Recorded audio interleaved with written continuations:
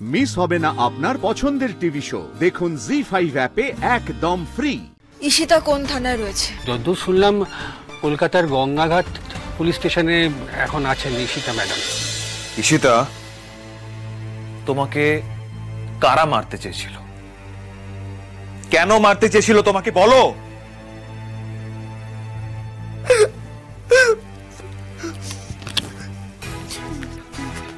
বলবো, সবটা বলবো, কিন্তু তার আগে বলো না গো, তোমরা তোমার কেমন আছে? হ্যাঁ, এই কথাটা তুমি আবার জিজ্ঞেস করছো? লজ্জা করছে না তোমার? তুমি তো তমাল দাদাকে শেষ করে দিতে চেয়েছিলে। আমরা সমানে লড়াই করে চলেছি তমাল দাদাকে বাঁচানোর জন্য চিংড়ি দিদি। মা কালী তমাল দাদার কিচ্ছু হতে দেবে না, কিচ্ছু না। তুমি জিততে পারবে না, তুমি জিততে পারবে না, বুঝেছো? আবার নাটক করে জিজ্ঞেস করছো তমাল কেমন আছে। কি শুনতে চাও তুমি, কি শুনতে চাও? তোমার শয়তানি খাটেনি। ফুলকি শান্ত হও, ছোটে যাও না। ঈশিতা, তুমি নিজে পুলিশ স্টেশনে আসতে চাইলে, বললে তোমার অনেক কিছু বলার আছে, তাহলে বলো, চুপ করে আছো কেন? স্টেটমেন্ট দাও। তোমার বেঁচে আছে অংশদা? হ্যাঁ, কেমন আছে? ও বেঁচে আছে? আছে বেঁচে।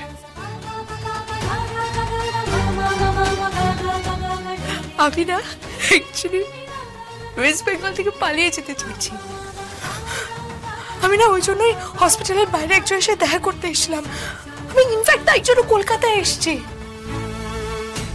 সেই নবাবগঞ্জ থেকে না আমার পেছনে আমাকে পৃথিবী থেকে সম্পূর্ণভাবে সরিয়ে দেওয়ার জন্য কিছু গুন্ডা পড়েছে, আর সেই গুন্ডাদেরকে লাগিয়েছে আমার পেছনে রুদ্ররূপ সান্যাল। হোয়াট? রুদ্র তোমাকে? এই কথাটা বিশ্বাস করতে হবে আমাদের অংশদা। এটা সম্ভব? স্যার, চিংড়ি দিদি ডাহা মিথ্যে কথা বলছে, ডাহা মিথ্যে কথা। আমি মিথ্যে কেন বলবো ফুলকি?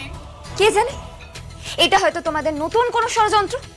তুমি আর জামাইবাবু আমাদের পরিবারের ওপর প্রতিশোধ দিতে চাইছো। কে বলতে পারে? তোমাকে আর জামাইবাবুকে আমি যেই অবস্থায় দেখেছি, তারপর এই কথাগুলো না আমার আর বিশ্বাস হচ্ছে না চিংড়ি দিদি।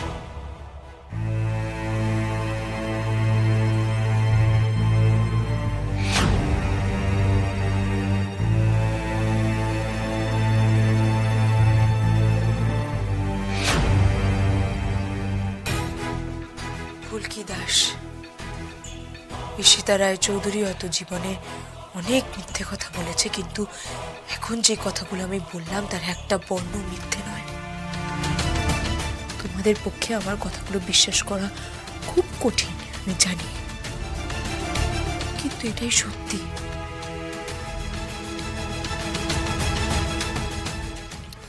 অংশুদা, আমি সত্যি অফিসিয়াল স্টেটমেন্ট দিতে চাই। হয়তো তাতে আমি সব থেকে বড় বিপদে পড়বো, কিন্তু আমি সত্যিটা সবার সামনে আনতে চাই। কারণ যে মিথ্যের উপর ভিত্তি করে আমার জীবনটা দাঁড়িয়েছিল না, সেই মিথ্যাটা এখন ভেঙে গেছে। আপনি আমাদের থানার ইন্টারোগেশন রুমটা ব্যবহার করতে পারেন। Thank you. এই যে, আপনি আসুন আমার সাথে। অংশদা, এই যে কথাগুলো বলে গেল, একটাও বিশ্বাস হলো তোমার? বড় ষড়যন্ত্র হচ্ছে, তাও আবার ঈশিতার বিরুদ্ধে। হ্যাঁ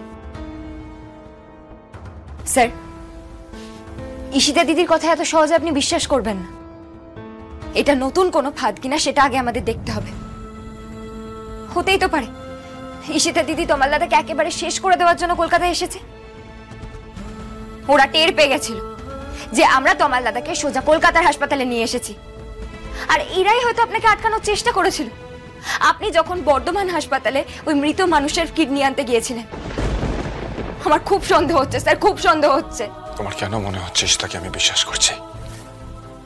সন্দেহ আমারও হচ্ছে। অংশদা, রুদ্র আর ঈশিতার মধ্যে একটা ফল আউট হয়েছে, এটা জানলে আমরা নিশ্চিন্ত হয়ে ঈশিতাকে বিশ্বাস করব। এটা ভেবে, এটার সুযোগ নিয়ে একটা নতুন প্ল্যান করা রুদ্র আর ঈশিতার মতো মানুষের পক্ষে কিন্তু অসম্ভব নয়। তাই বলছি, ঈশিতাকে এত সহজে বিশ্বাস করার কোনো প্রশ্নই আসে না। একটা বড় কনস্পিরেসি হচ্ছে, কিন্তু সেটা কি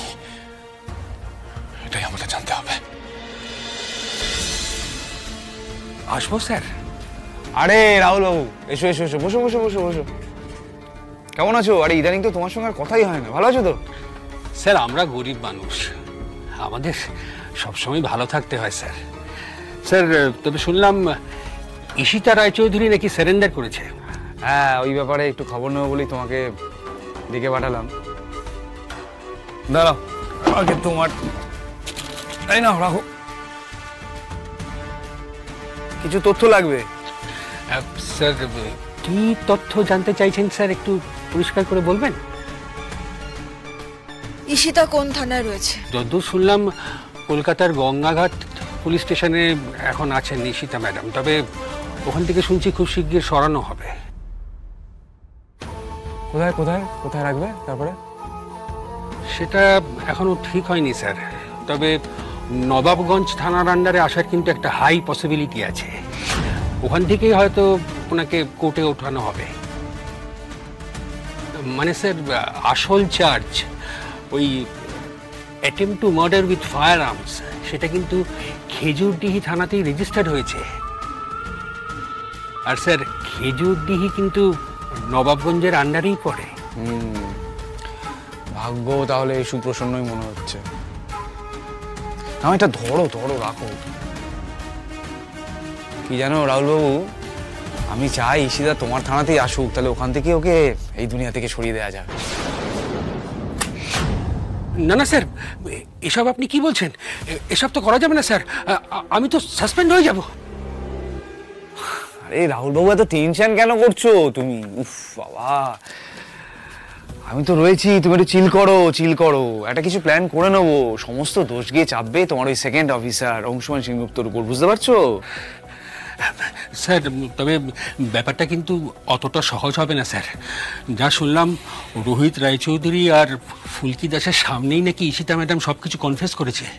আর এও শুনলাম যে ঈশিতা ম্যাডামকে নাকি গুন্ডাদের হাত থেকে ফুলকি দাসই বাঁচিয়েছে। ওই যে বুঝতেই পারছেন স্যার, ফুলকি দাসের কিন্তু একটা সন্দেহ হবেই যে ঈশিতা ম্যাডামের ওপর নিশ্চয়ই আবার আক্রমণ হবে। আর ফুলকি দাস যে সাংঘাতিক মেয়ে।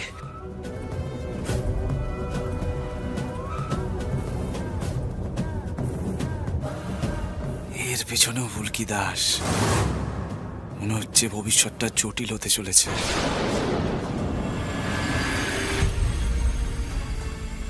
আপনি স্টেটমেন্ট দেবেন তো?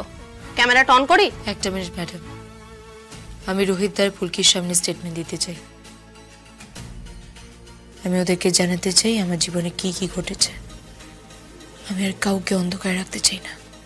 কিন্তু ম্যাডাম উইথ স্পেশাল পারমিশন যদি ওকে এটা অ্যালাউ করেন। আমাকে কথা বলতে হবে, একটু সময় দিন প্লিজ। জি5 ডাউনলোড করুন আর সব এপিসোড দেখুন একদম ফ্রি।